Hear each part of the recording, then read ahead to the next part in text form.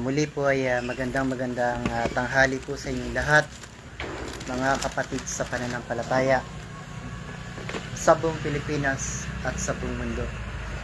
Muli po ay naririto tayo upang ating pong pag-aralan at pagbulayan ang ating pong banal na kasulatan, yung pong mga hiwaga ng ating pong banal na kasulatan na hindi maintindihan ng kahit na sino mang mga mangangaral na sa ating pong kapanahunan ngayon, kahit na sila yung pinakatanyag at mga kinikilalang mga tao na sinasanto ng buong sangkatauhan, ay kahit pala sila ay hindi nila maintindihan ang nilalaman ng banal na kasulatan.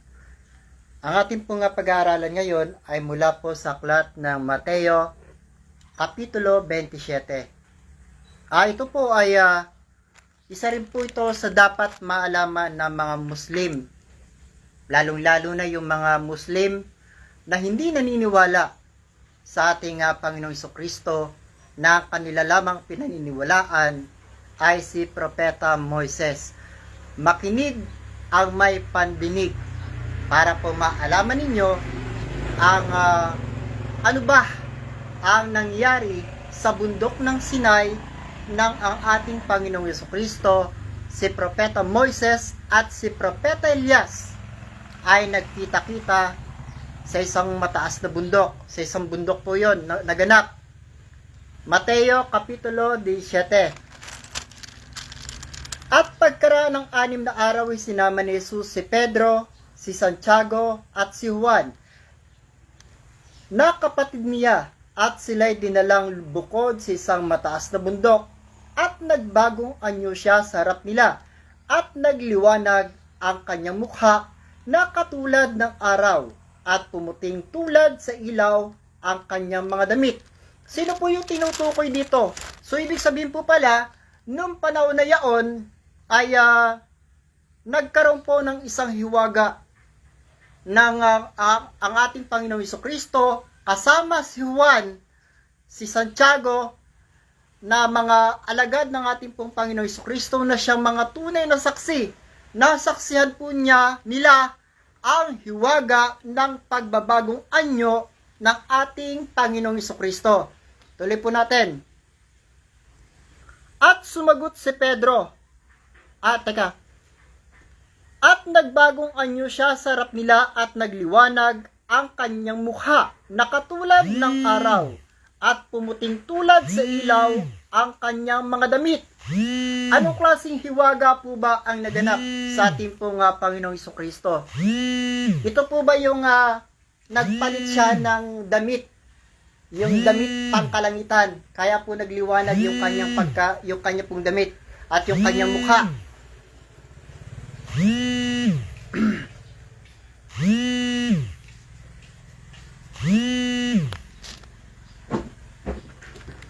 At nagbagong anyo siya sa harap nila, at nagliwanag ang kanyang mukha na katulad ng araw, at pumuting tulad sa ilaw ang kanyang mga damit. At narito napakita sa kanila si Moises at si Elias na nakikipag-usap sa kanya.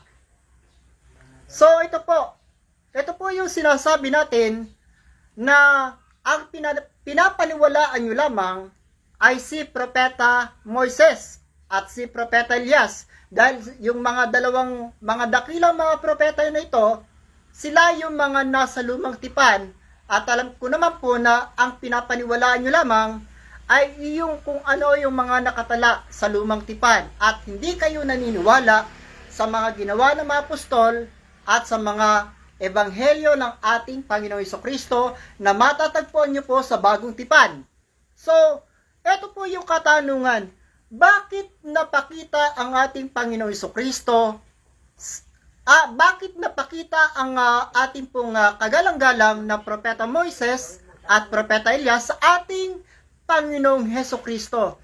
Ano po bang hiwaga ang kababalaghang nangyarit na ganap nung kapanahunan nila?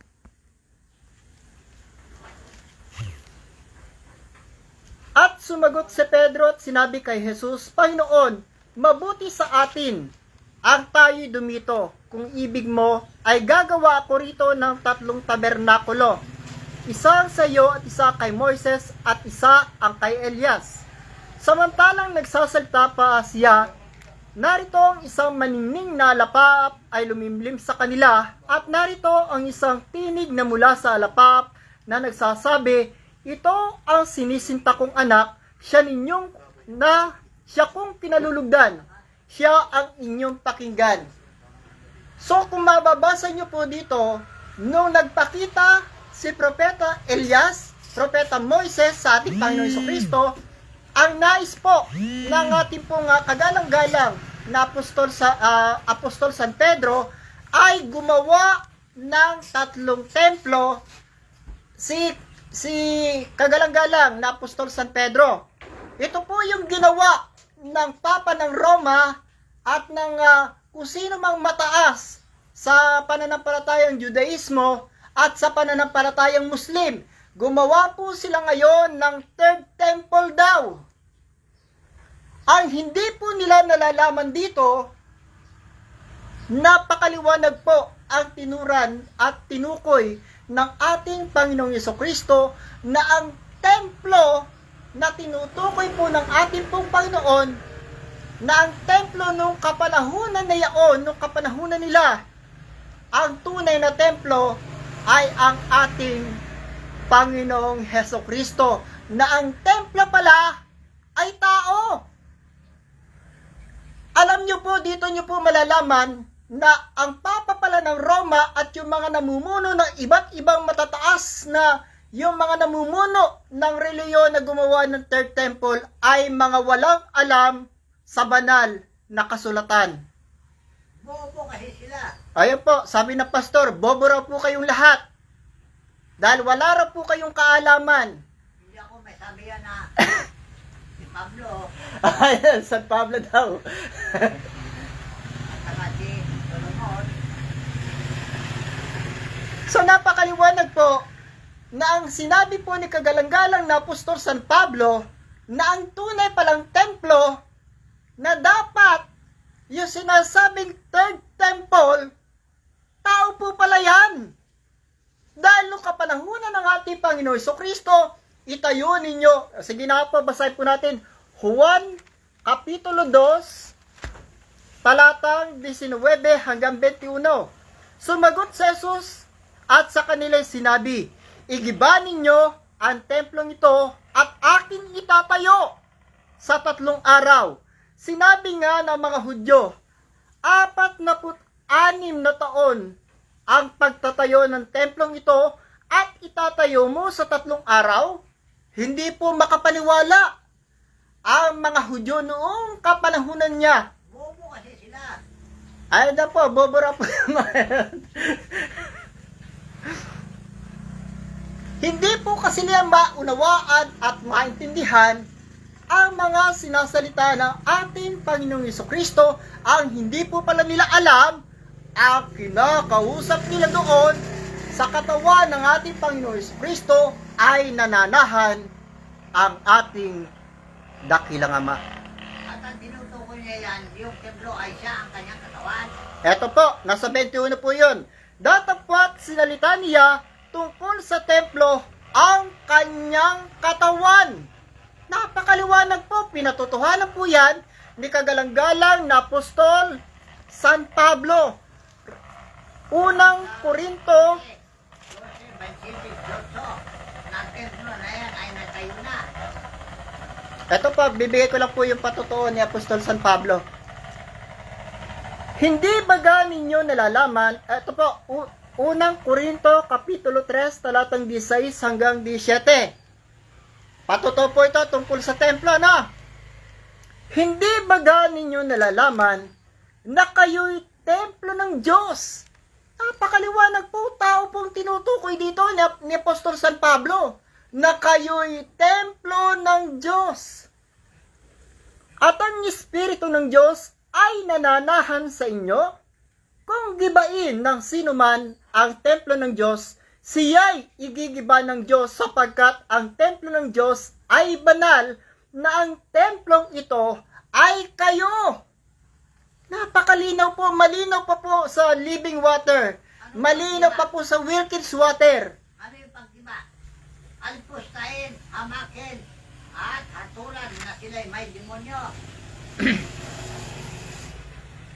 So ayun po, di po ba napakaliwanag na ang tunay palang templo na dapat na hanapin nating mga tao na sinasabing third temple, hindi po pala iyan yung itinayo ng mga papa ng Roma at ng mga matataas na pinuno ng iba't ibang matataas na makilalang relihiyong Muslim at mga Hudyo. Bakit po hindi nila mapag-unawa ang nakasulat sa banal na kasulatan? Buo po sila hanggang ngayon. Alangan namang, mas paniwalaan namin kayong mga tao kesa sa Panginoong Jesucristo, kesa sa kay Apostol San Pedro, at kesa kay agalang-galang na Apostol San Pablo. Sino ba ang mga tunay na saksi? Kayo ba na mga nagbubulaan? O yung mga tunay na saksi na siyang mga nagpapatotoo sa ating Panginoong Jesucristo nang sabi niya, yaw aming nakita, yaw aming nahipo, yaw aming narinig, nakadaw pampalad, nakasama sa pagkain, sa pag-inom, sa pagmimisyon. Kayo ba? Kailan nyo nakasama ang Panginoong Jesucristo? Kayo ba ang paniniwalaan namin na ni minsan sa tanang buhay ninyo ay hindi nyo narinig ang tinig ng ating Panginoong Jesucristo, na ni minsan sa tanang buhay ninyo ay wala kayong alam sa mga hiwaga ng banal na kasulatan? Mas paniniwalaan po namin kung sino yung mga tunay na nagsaksi, kagaya ng mga apostol. Kaya po mga kapatid sa pananampalataya, Nasa Biblia, Gawa, Kapitulo 1:8. Tatanggap sila ng kapangyarihan, authority, at sila'y magiging saksi niya. ito po, basahin daw po natin, sabi ng pastor, sa Aklat ng Gawa, Kapitulo 1, talata 8. Datapwat tatanggapin ninyo ang kapangyarihan pagdating sa inyo ng Espiritu Santo, at kayo'y magiging mga saksi ko sa Jerusalem at sa buong Judea at Samaria at hanggang sa kahuli-hulihang hangganan ng lupa. Kaya po ito rin po mga saksi ni Jehovah na sinasabi po nila na sila rin po yung mga saksi. Ang tanong ko naman po sa inyo, ano po ba ang nasaksihan ninyo na nagawa ng ating pong Panginoon Jesucristo? Kayo po ba ay nakasama niya sa kanya mga pagmimisyon, sa kanya pong panggagamot, sa kanya pong pangangaral, pagkakalat ng ebanghelyo sa lahat ng kinapal? Kaya po ninyo nasabi na kayo ay mga saksi ng Diyos, saksi ni Jehovah. Dahil kababasa lang po natin na ang pangalan pala ng ating pong Panginoon na ayon kay Haring David ay Jehovah. Yun po yung binasa natin kanina sa aklat ng Awit, Kapitulo 83, talatang 18. Sige po, basahin po natin.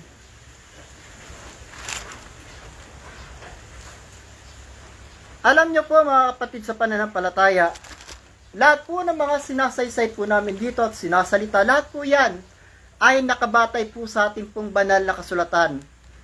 Awit, Kapitulo 83, talatang 18. Upang kanilang maalaman na ikaw lamang na ang pangalan ng Jehovah ay kataas-taasan sa buong lupa. Ito po, ginamit ko lamang po ito na patotoo na ang pangalan ng Diyos ay Jehovah.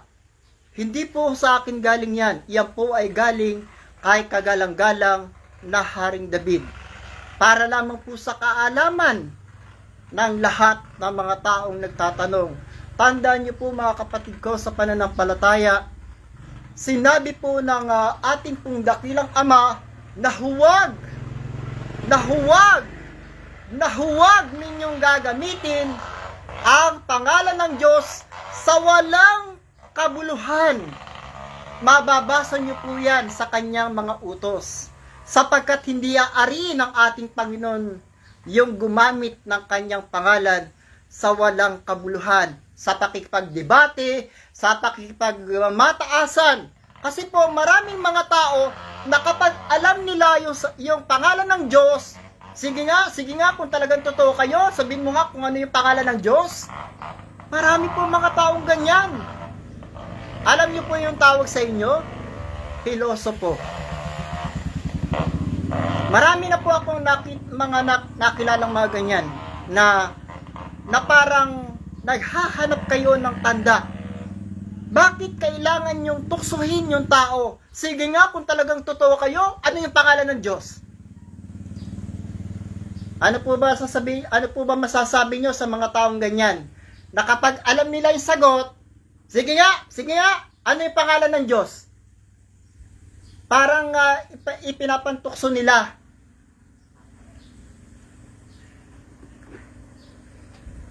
Kaya po mga kapatid ko sa pananampalataya, tandaan po ninyo, hindi natin pwedeng gamitin sa walang kabuluhan, sa mga walang kabuluhang pagtatalo ang pangalan ng Diyos.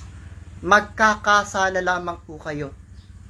Na sana po ay maalaman ninyo yung nakatala. Sige nga po, basahin na rin po natin para po sa kaalaman po ninyong lahat. Sa Exodo Kapitulo 20. Kailangan po may reference po tayo. Kapitulo 20, talatang 7. Huwag mong babanggitin ang pangalan ng Panginoon mong Diyos sa walang kabuluhan, sapagkat hindi aariin ng Panginoong walang sala ang bumanggit ng kanyang pangalan sa walang kabuluhan. Siguro po ay may pangunawa naman po kayo sa lahat po ng mga tao na ang mga ganito, pinagtatatanong nila kahit alam nila ang pangalan. Parang ipapanukso nyo pa sa mga tao para lang sabihin kayo may kaalaman. Alam nga ang pangalan, hindi man nila alam kung saan naroon. Ayan daw po, alam daw nyo yung pangalan ng Diyos, pero hindi nyo man daw alam kung saan naroon ng Diyos. Kaya nga po sabi sa atin ng kagalang-galang na propeta Zephanias, hanapin ninyo ang Diyos. Iyon po ang mas mabuti nyo pang gawin kaysa ipagtanong ninyo kung kani-kaninong tao, ano ba pangalan ng Diyos? Ano ba pangalan ng Diyos? Ano ba pangalan ng Diyos? Ipagmamalaki mo, nakilala mo at alam mo yung pangalan ng Diyos? Wala pong kabuluhan yan. Ang may kabuluhan, hanapin mo kung saan tumatahan ang Diyos. Basahin po natin yung utos ni Propeta Zephanias. Zephanias, Kapitulo 2. Ang bayan ay pinagsabihan na hanapin ang Panginoon. Napakaliwanag ano po. Kayo'y magpipisan, o bansang walang kahihiyan. Bago ang pasya'y lumabas, bago dumang parang dayami ang karawan. Hindi pala nagbubo ang kanyang nagna. Wala kayong hiya. Ayan na po, kaya pala kayo'y magpipisan, o bansang walang kahihiyan. Kaya po pala, ayun po, sabi ng pastor, walang hiya kayo. Ginagamit yung pangalan ng Diyos, walang kabuluhan, walang hiya kayo. Ayun po, naririnig nyo po. Kaya po, sana po, sa lahat ng mga tao na may alam sa pangalan ng Diyos, itago nyo na lang po yan. At huwag nyo pong ipagmalaki na alam ninyo yung pangalan ng Diyos. Na kapag yan ay pagmamalaki ninyo na alam nyo yung pangalan ng Diyos, nagkakasala lamang po kayo. Huwag po ninyong gamitin ang pangalan ng Diyos sa walang kabuluhan. May nagninegosyo na pangalan ng Diyos. Ngayon po, napakaliwanag. Ipinagninegosyo nyo raw yung pangalan ng Diyos. Dalang relihin nyo kamo, hanap buhay. Ayan po, alam ko po na masakit para sa inyo mapandinig ang mga salitang binabanggit ng ating pong pastor na ang pangalan daw po ng Diyos ay ginagamit ninyo sa inyong mga pagninegosyo. Alam nyo po kung makikilala nyo lamang ang pastor na siyang itinalaga sa ating pong kapanahunan bilang tunay na sugo ng Diyos sa ating kapanahunan ngayon, ipinagkaloob po sa kanya ng ating pong dakilang Ama ang paghatol sa sanlibutan. Kaya po kung kayo'y hatulan niya, may karapatan po siya. Binigyan siya ng authority ng ating pong dakilang Ama na hatulan ang sanlibutan. Tuloy po natin. Bago dumating sa inyo ang karawan ng galit ng Panginoon, hanapin ninyo ang Panginoon ninyong lahat na maamo sa lupa na nagsisigawa ng ayon sa kanyang kahatulan. Hanapin ninyo ang katuwiran, hanapin ninyo ang kamuan, kay pala ay malilingid kayo sa kaarawan ng kapuotan ng Panginoon, sa kaarawan ng galit ng Panginoon. Kaya po mga kapatid ko sa pananampalataya, sa lahat po ng mga Catholic defender, sa lahat po ng mga Muslim na hindi naniniwala sa aming Panginoon Jesucristo, ito lamang po ang nais kong ipaalam at ipabot sa inyo, na kung magagawa nyo lamang daw po na paghariin, kilalanin ang ating pong Panginoon Jesucristo, sa maniwala po kayo at sa hindi, siya ang gumaganti sa inyong lahat, lalong-lalo na sa mga tao at mga bansa na nasa kasalukuyan ay mga nakakaranas ng mga kasakunaan, ng mga dilubyo, ng mga salot, ng mga sumpa, ng kung ano-anong mga disaster, mga paglindol, pagyanig, ano pa po ba ang mga nais ninyong mga tanda na hinihingi ninyo para kilalanin ninyo ang tunay na hari, ang kaisa-isang propeta na nagtagumpay, na umupo doon sa kanan ng Diyos Ama sa kalangitan, na siyang pinatotohanan ni kagalang-galang na San Esteban, na ipinapatay ni kagalang-galang na Apostol San Pablo. Dahil nung kapanahonan po na iyon, si San Pablo ay isa pang Romano Katoliko. Alam niyo po ba na yung mga yan ay bumababa po sila sa karya ng langit. Kaya po yung mga Catholic defender at sa mga Katoliko, sa mga pari at papa ng Roma, wala po kayong maipapagsinungaling dito sa karya ng langit. Kung magpupunta po kayo dito at dito kayo magbubulaan at dito kayo magsisinungaling. Kaya po, ako po yung nagbibigay sa inyo ng babala kung kayo ay pupunta sa tahanang ito, sa karang ito, sa karya ng langit. Huwag na huwag po kayong maghahatol sa mga bababa na banal na espiritu. Sa oras na gawin po ninyo ang maghatol kayo ng masama sa banal na espiritu, wala pong kapatawaran ang paghatol at pagyurak sa mga banal na espiritu. Nandyan lang po si kagalang-galang. Basahin mo sa Biblia, Mateo, hatulan nyo ang templo, huwag nyo hatulan ang nakalungkot sa templo. ito po, Mateo Kapitulo 12, talatang 32. At ang sino mang magsalita ng isang salitang laban sa anak ng tao ay papatawad sa kanya.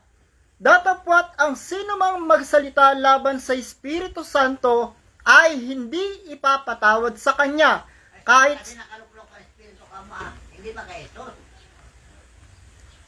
sa oras po kasi, hindi ko po alam kung matutuloy ito. Sana matuloy, Mr. Gonzalo, na isang, hindi ko po alam kung pari po talaga kayo. Kaya nga po ito na yung tamang panahon para maalaman nyo na po yung katotohanan.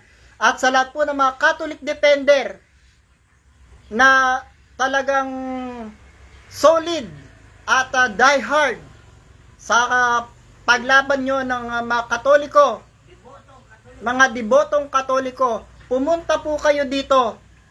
Kapag bumaba ang banal na espiritu ng ating pong dakilang Ama at ng ating pong Panginoon, yan po, nagtiktik yung butike. Sa oras na kayo ay maghatol ng masama at yurakan nyo yung mga banal na espiritu na lumuklok dito, kamatayan po ang katumbas ng inyong mga gagawin. Kaya kami po ay walang sala sa kung anuman, kung meron mang bumagsak sa inyo, yung pala ay kayo pala, ang kaluluwa ninyo ay pinugutan ng ulo ni Kagalang-galang San Miguel. Wala po kami magiging sala dyan. Kung kayo po ay maghahatol sa mga banal na espiritu na bababa po dito, ako po ay nagbibigay lamang sa inyo ng babala. At sana po kung kayo ay pupuntan lahat dito, lahat ng mga pari, lahat ng mga matataas na mga nasa lipunan, magbayad na po kayo ng mga taong may third eye. Yan po yung magtanong po kayo sa mga babayaran ninyo mga taong may third eye. Para po matapos na po yung paghatol nyo sa pananampalatayang ito na ang kinakausap namin ay mga masasama at karumaldumal na mga espiritu. Sumasamba lang kami sa kanyang templo. Dahil ang hula. Sambahin nyo ako sa aking luklukan. Sasamba kayo sa harapan ang aking tungtungan. Yan po, naririnig nyo po. Kasi po, katulong po natin dito ang pastor sa pagpapaliwanag po sa inyo para maunawaan at maintindihan nyo na po yung mga hiwaga ng banal na kasulatan na hindi nyo po maunawaan at maintindihan. Kaya nga po tayo pinagkalooban ng isang pastor nakakandili sa atin ng ating mga kaalaman at unawa. Dahil ang mga pastor po pala, hindi po tao ang nagtatalaga niyan. Ang nagtatalaga po sa mga pastor, di po ba nakalagay sa Jeremias Kapitulo 3, talatang 15, at magbibigay ako ng mga pastor ayon sa aking kalooban. Yun po yung sinabi ng ating pong Panginoon. Magbibigay ako ng mga pastor ayon sa aking kalooban, nakakandili sa inyo ng inyong mga kaalaman at unawa. Ayan po, panitiktikan po ng mga butiki. So, ibig sabihin, lahat po ng mga sinasabi natin dito ay kinakatigan doon sa kalangitan. Dahil dito po sa karyan ng langit, bawal na bawal na bawal na bawal na bawal ang magsisinungaling at magbubulaan dito sa karyan ng langit. Kaya mga kapatid ko sa pananampalataya,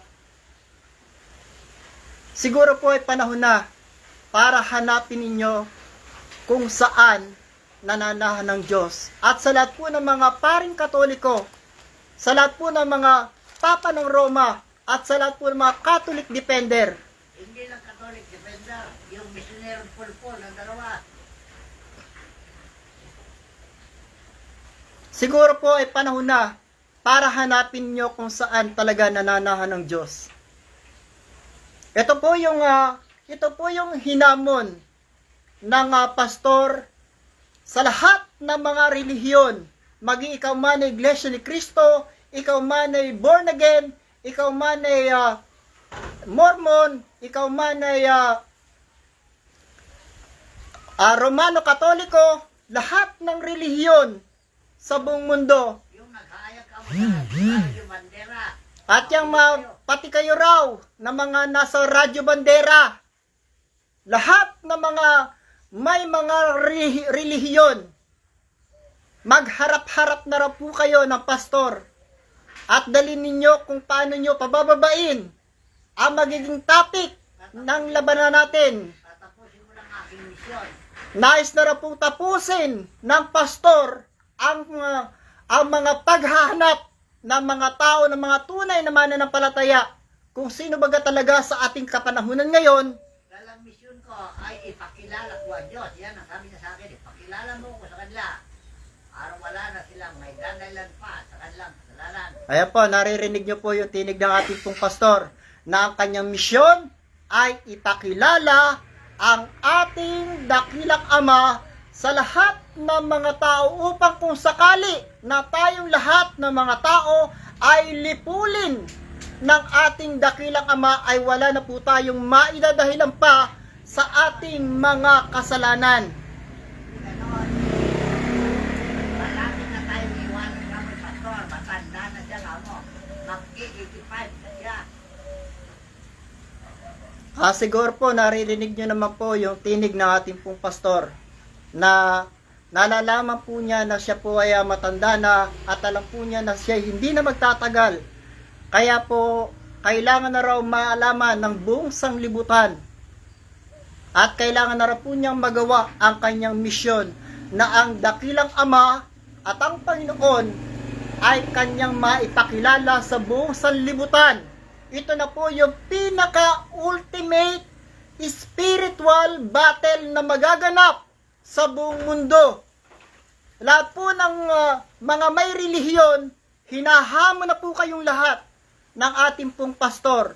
Sino ang aakyat sa langit upang ibaba ang espiritu ng ating dakilang Ama?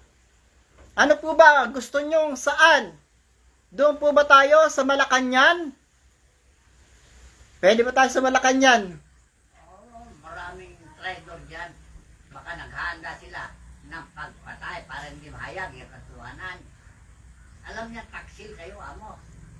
Kaya ayaw niya. Dito na lang daw sa kanan ng langit sa luklukan na to. Dahil dito po sa luklukan na to, ang magsisinungaling dito, pag-upo at pag-upo mo pa lamang kapag ikaw ay may iniisip ng mga kasinungalingan, ay ewan ko lang kung hindi ka magtimbuwang dito sa upuwang ito. Ginawa na ni Pedro yan kamo nung panahon nila sa Gawa, Kapitulo 5 kamo, na isang alagad, kahit na alagad siya, hindi pinatawad dahil nagsinungaling sa harapan ng Diyos. Ayan po. Dahil po, haharap po tayo sa hukuman ng langit, sa La Corte Celestial, na ang magsisinungaling, na ang magbubulaan, ay may parusang kamatayan. Yan po. Kaya po yung lahat ng mga magbubulaan, lahat ng magsisinungaling dito sa karan ng langit ay isa-isang maghahandusay. Yan na po yung pinaka-ultimate spiritual battle na masasaksihan ng buong sanlibutan para maalaman na po ninyo kung sino baga talaga ang taong ginagabayan ng ating dakilang Ama sa ating kapanahunan ngayon. Tsaka lahat po ng mga taong sinugo daw, lahat ng mga taong sugo, ng mga taong nagpapakilala ng mga sugo, kagaya po ni Kibuloy, si Manalo, o kung sino man Papa ng Roma, magsiparito kayong lahat ngayon at kayo'y magkatiwiranan dito sa karya ng langit. Ipakilala ninyo kung kayo nga ba talaga ang mga isinugo ng ating pong dakilang Ama sa ating pong kapanahunan. Dahil panahon na po para maalaman na ng sangkatauhan kung sino ba talaga ang tunay na ginagabayan ng ating dakilang Ama. Panahon na po siguro ng pagbabago, panahon na para maalaman ng buong sanlibutan ang tunay na pananampalataya na ginagabayan ng mga banal na espiritu. Kaya sana po sa lahat ng mga ayaw maniwala sa amin pong Panginoon Jesucristo, nagmamadali na po ang kanyang paghahari. Ang nais ng ating Panginoon Jesucristo ay maghari na siya. Kaya po ang sabi po ng ating pong kagalang-galang na Propeta Moises, eto po, sa lahat po ng mga Muslim na ayaw paniwalaan ang aming Panginoon Jesucristo, eto po ang sinabi sa inyo ni kagalang-galang na Propeta Moises. Si Propeta Moises lang po kasi ang pinaniniwalaan nyo, kaya si Propeta Moises po ang ating pong gagamitin. Gawa, Kapitulo 3, talatang 22 hanggang 23. Tunay na sinabi ni Moises, ang Panginoong Diyos ay magtitindig sa inyo ng isang propetang gaya ko mula sa gitna ng inyong mga kapatid. Siya ang inyong pakinggan sa lahat ng mga bagay na sa inyo'y sasalitain niya. At mangyayari na ang bawat kaluluwa na hindi makinig sa propetang yaon ay pupuksaing lubos mula sa gitna ng bayan. Napakaliwanag po, no? Si Propeta Moises po ang nagpapatotoo sa ating pong Panginoong Kristo. Alam niyo po, marami po akong nabasa na Yan, Biblia, yan, binasa natin ngayon. Nahango-hango sa lumang tipan sa Deuteronomio. ito po, sinabi po na ito ni kagalang-galang na Apostol San Pablo, galing po ito sa lumang tipan. Dahil si Apostol San Pablo, binasa po niya ang banal na kasulatan. Dahil isa po siyang Pariseo ng kapanahunan niya, na nag-aral talaga ng banal na kasulatan. At ang Panginoong Kristo, alam niyo po ba na ang kanyang mga iniaral sa atin, yung mga nasa bagong tipan, alam niyo po ba na ang mga kanyang mga iniaral ay hinango niya sa lumang tipan.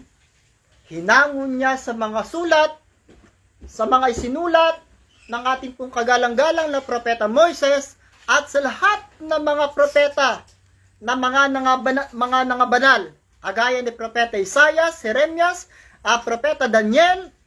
Diyan po niya kinuha ang kanyang mga iniaaral. Bakit hindi ninyo paniwalaan ang ebanghelyo ng ating Panginoong Hesukristo? Na kung titingnan po ninyo at pag-aaralan po ninyo yung mga iniaaral at iniebanghelyo ng ating Panginoong Hesukristo ay para sa kapayapaan ng ating bayan, para sa kapayapaan ng buong sanlibutan. Kaya po tingnan ninyo, itinakwil ninyo ang ebanghelyo ng ating Panginoong Hesukristo, itinakwil ninyo yung aral na dapat sana'y naghari. Ano ang nagaganap sa ating kapanahunan ngayon? Hindi po ba't lahat ng mga tao na ang pinaniwalaan ni si Propeta Buddha, ang pinaniwalaan ni si Propeta Muhammad, ano ngayon ang nagaganap sa mga tao at mga bansa na itinakwil ang ebanghelyo ng ating Panginoong Hesukristo, na itinakwil yung kanyang mga aral? Hindi po ba napapahamak na kayo? Yung aral ni Kristo sa bagong tipan, ikaw nakalagay kung paano itinaas ni Moises ang ahas na ilang, kumukuha sa ilang, at ganun na ilang ang anak ng tao. Ang pinuri niya sa kanya ay anak ng tao, aligid ng tao. Alam niyo po ba kasi yung ibig sabihin ng anak ng tao? Lingkod bayan, lingkod ng Diyos. Kung anong ginagawa niya sa tao, ginagawa niya sa Diyos. Kung pinapagaling niya yung mga tao, pinapagaling niya ang Diyos. Hindi po ba kasi napakalinaw ang sinabi ng Panginoon, kung ibig mo na ikaw ang pinakamataas, dapat maging lingkod bayan ka. Hindi ikaw ang paglilingkuran ng tao. Ikaw ang maglilingkod sa iyong sambahayan. Kailan niyo po kaya maunawaan? Sa bayan, lahat ng mamamayan. Lahat daw ng mamamayan.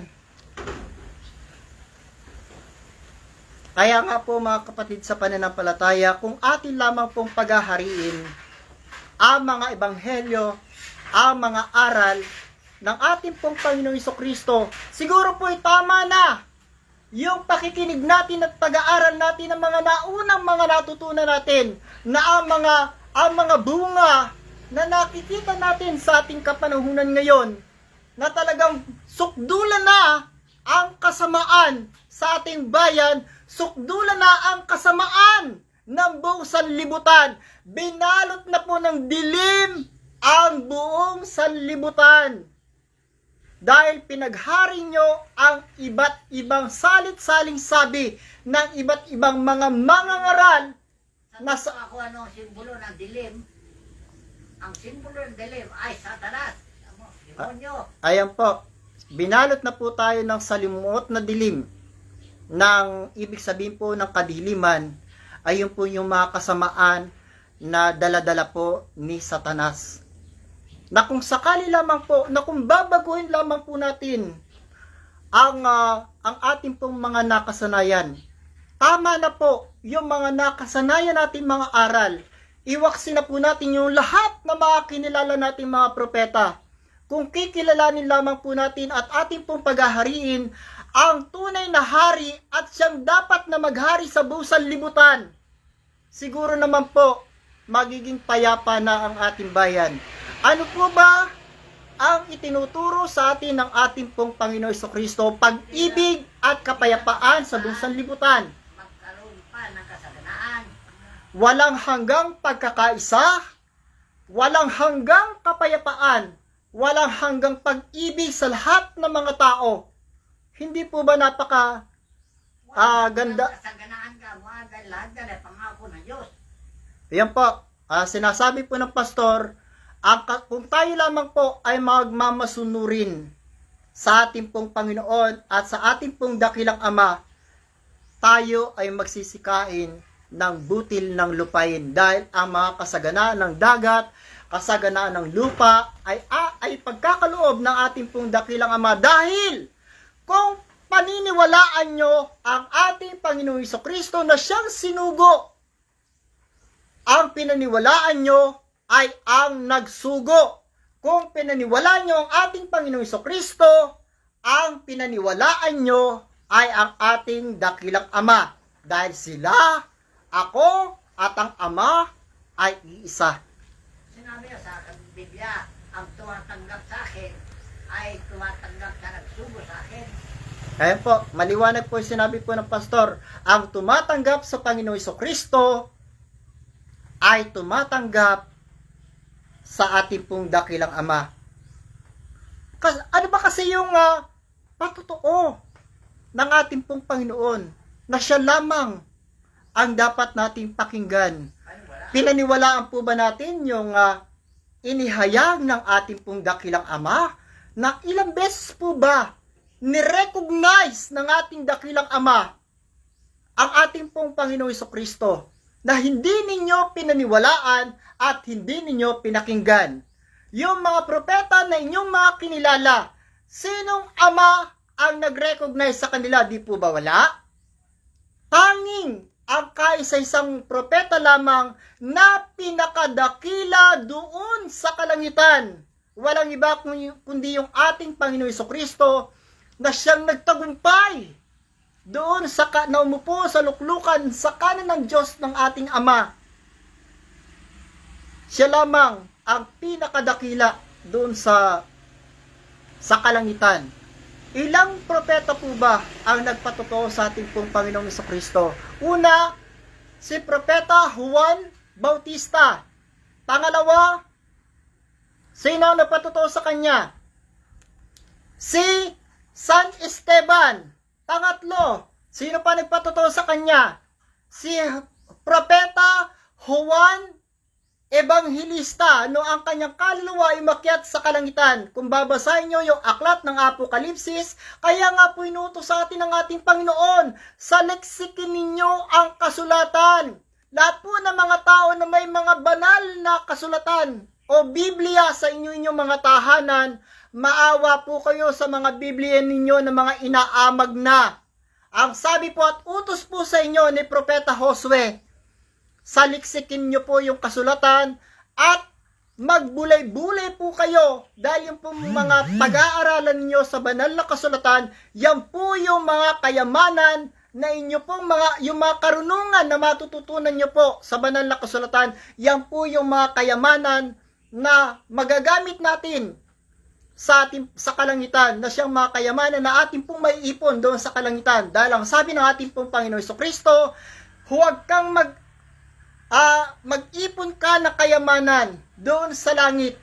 Dahil yung mga kayamanang iipunin mo dito sa lupa, lahat yan ay walang kabuluhan. At yan ay hindi mo madadala pag ikaw ay namatay na. Wala kang madadalang kayamanan kahit isang kusing. Kaya nga po ang sabi ni Solomon, yung pinakamayaman nung kapanahunan nila na namatay. Sabi niya, Amang Abraham, pwede po bang makiusap? Kasi po marami pa akong mga kapatid na mga mayayaman. na nasa sanlibutan. Pwede po bang isugo ninyo si Lazaro para mapagsabihan yung aking mga kapatid na mga mayayaman? Alam niyo po ba kung sino mga mayayaman ang tinutukoy ni Solomon na nasa impyerno? Yung nagsasabing yung mga kapatid daw niya? Lahat po yan ng mga mayayaman. Kayo daw po yung kapatid ni Solomon.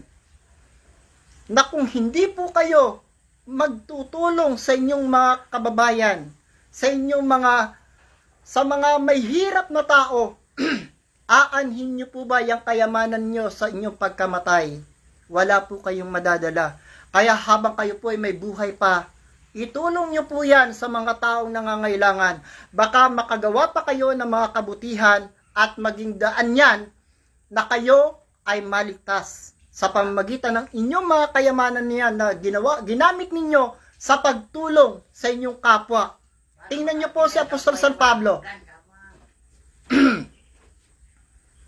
Si Apostol San Pablo na isang Romano Katoliko, siya po ay nagbago, isang kisap na pagbabago. Ginamit niya ang kanyang mga kayamanan sa pagmimisyon. Ginamit niya ang kanyang mga kayamanan sa pagtulong sa kanyang kapwa at sa pagkalat ng ebanghelyo ng ating pong Panginoong Jesucristo. Nasaan ngayon si Apostol San Pablo? Nandun siya sa kalangitan ngayon. At alam niyo po ba, si kagalang-galang na Apostol San Pablo, isa rin siya sa bumababa dito at isa rin siya sa nagtuturo sa amin dito. Kaya po sa lahat ng mga mangangaral, sa lahat ng mga pari, mga pastor, mga ministro ng iba't ibang relihiyon, sino po ba ang mangangaral? Kahit na siya hindi na magturo, sapat na yung Biblia na itinuro niya na binabasa namin. Buti pa nga si Brother Eli Soriano, sabi ni Brother Eli Soriano, alam niyo po, yung po inihanga ko sa kanya, ang sabi po ni kapatid na Brother Eli Soriano, kung mayroon daw isang mangangaral na darating na mas mataas ang karunungan kaysa sa kanya, bababa daw po siya. Kayo kaya? Tinalo nyo ba si Soriano? Di po ba wala man lang tumalo sa inyo kay Soriano? Alam nyo po, kung kinalaban lang ni Soriano ang pastor, eto lang po siya. Ang pastor, eto po. Inawat lang ako na Panginoon. Inawat lang po ng Panginoon.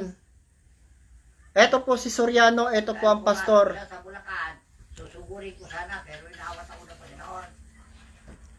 Pinabayaan lang po ng pastor si Soriano dahil marami siyang mga naaakay na mga tao. Naimumulat ni Soriano ang mga tao na magbalik loob sa Diyos. Kaya lang po nakakalungkot lang na si Soriano daw, ayon po sa napanood namin balita kahapon, ay meron daw isang bata na nakakita na si Soriano daw ay nasa impyerno. Paano kasi hindi siya sumasama sa Espiritu? Ayan po. Yan po pala ang tunay na dahilan. Ayon po sa pastor, si Soriano ay hindi siya sumasamba sa Espiritu at katotohanan at hindi niya ipinakilala ang banal na Espiritu na siyang dapat na magaganap po yung nasa Deuteronomio Kapitulo 4, talatang 7. Sapagkat anong dakilang bansa nga ang may Diyos na napakalapit sa kanila, kailanman tayo tumawag sa Kanya. Yan po yung sinabi ni Propeta Moises. Sino pong pananampalataya at relihiyon ang makagagawa na sa oras na sila'y tumawag sa ating pong Panginoon at sa ating pong dakilang Ama ay agad bababa? Kaya po magaganap ang ito po yung huling mensahe natin. Deuteronomio Kapitulo 4, talatang 10. Kailangan na po itong maganap dahil kailangan ng maipahayag ng ating dakilang Ama ang kanyang tinig. Maiparinig ng ating dakilang Ama ang kanyang tinig sa lahat ng mga tao upang kung tayo kanyang lipulin ay wala na po tayong maidadahilan pa sa ating mga kasalanan. Yang araw na ikaw ay tumayo sa harap ng Panginoon mong Diyos sa Horeb, nang sabihin sa akin ng Panginoon, papagpisanin mo sa akin ang bayan at aking iparirinig sa kanila ang aking mga salita upang sila'y mag-aral na matakot sa akin sa lahat ng araw na kanilang ikabubuhay sa ibabaw ng lupa at upang kanilang maituro sa kanilang mga anak. Kaya po mga kapatid ko sa pananampalataya, Huwag niyong papagbasilasin yung puso. ayan po sinabi po ng pastor. Ito pong sinabi ito ng ating pong dakilang Ama na lahat ng mga tao ay titipunin sa karan ng langit at iparirinig ng ating dakilang Ama ang kanyang tinig upang tayong lahat ng mga tao ay mag-aral na matakot sa lahat ng araw na ating kabubuhay dito sa ibabaw ng lupa. Subalit, ang sabi po ng ating pong kagalang-galang na Apostol San Pablo sa Hebreo Kapitulo 3, talatang 15. Ang sabi po niya rito,